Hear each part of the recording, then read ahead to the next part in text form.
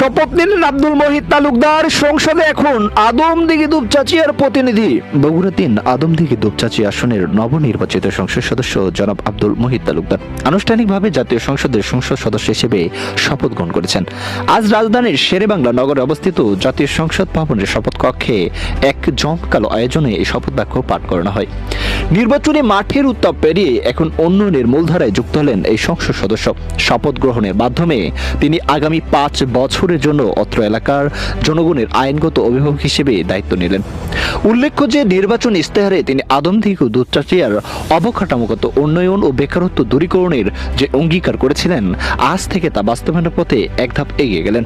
মাননীয় স্পিকারের সামনে সংবিধান সমর্থ রাখার শপথ নিয়ে তিনি জানান, এ বিজয় আমার নয়, এ বিজয় আদমদীঘি ও দুপচাঁচিয়ার প্রতিটি সাধারণ মানুষের।